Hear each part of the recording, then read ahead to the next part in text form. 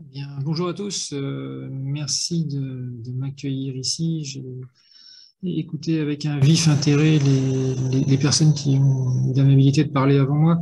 Alors, donc Ozoaï, qu'est-ce que c'est et comment on a bénéficié des trophées Philex? Donc, en quelques mots, Ozoaï, c'est une jeune entreprise qui s'est créée fin 2018.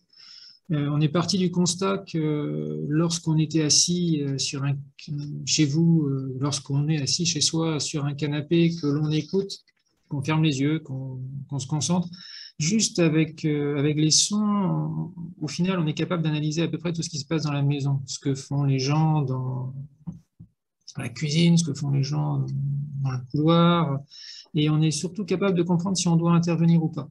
Donc ça a été le point de départ de l'entreprise et très très vite, on s'est orienté vers un produit qui est là pour aider les personnes fragiles et notamment aujourd'hui en EHPAD. Donc c'est un petit boîtier que l'on installe dans la chambre des résidents d'EHPAD. Il est collé sur le mur en quelques secondes, il se connecte au Wi-Fi et c'est parti. Il analyse les sons. Et il analyse les sons pour comprendre si tout roule, si tout va bien, ou si les soignants ont besoin d'être avertis pour qu'elles puissent venir plus rapidement dans les chambres pour assister donc, ces personnes âgées. Typiquement, si les gens sont tombés, si les gens gémissent, si les gens vomissent, si les gens sont stressés, si les gens appellent à l'aide, si les personnes âgées ont besoin quelque part d'une assistance euh, qui peut être soit de l'urgence, soit du confort. C'est ça que l'on fait, c'est ça que l'on développe. Et aujourd'hui, on a équipé à peu près 500 chambres, 500 chambres d'EHPAD. On commercialise notre produit, donc on a des vrais clients.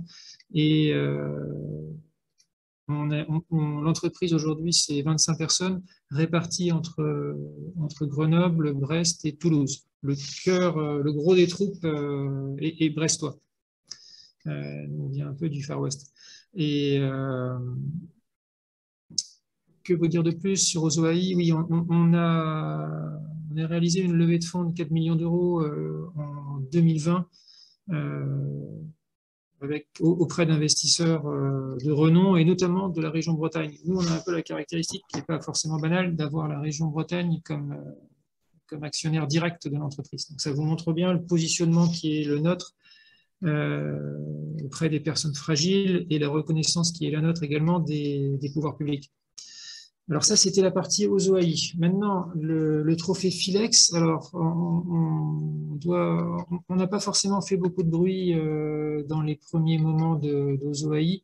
La première fois qu'on est sorti du bois, c'est qu'on commençait à avoir un produit qui marchait, qui était déployé, et sur lequel on était confiant quant à ses performances techniques et aussi quant au service qu'il rendait aux soignants. Donc, la première fois qu'on est sorti du bois, c'était lors du trophée Philex de l'année dernière. Ce trophée nous a permis, d'une part, de rencontrer l'écosystème breton, notamment Biotech Santé Bretagne. Ça a été, je dirais, le premier déclencheur, de rencontrer aussi France Cluster. On avait pas mal bossé en autarcie, l'écosystème n'avait pas vraiment eu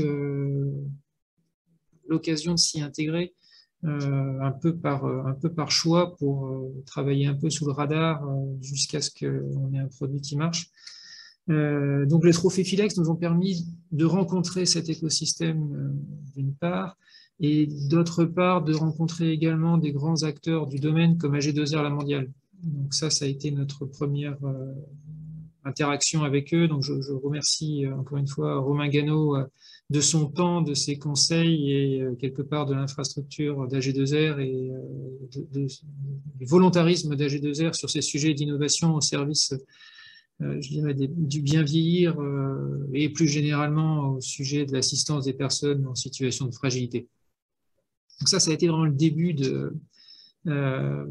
les premières conséquences du premier bénéfice pour Ozoaï du trophée Philex. Derrière, il y a eu toute une partie de couverture au niveau de la presse qui nous a aussi porté, qui a contribué à faire connaître l'entreprise, qui a contribué à accroître sa notoriété, sa crédibilité. Donc ça a vraiment été un ramp-up qui a fait suite à l'obtention de ces trophées.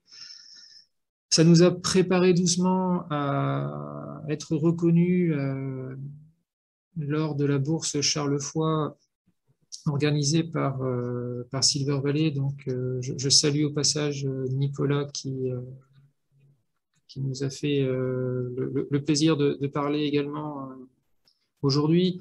Donc voilà.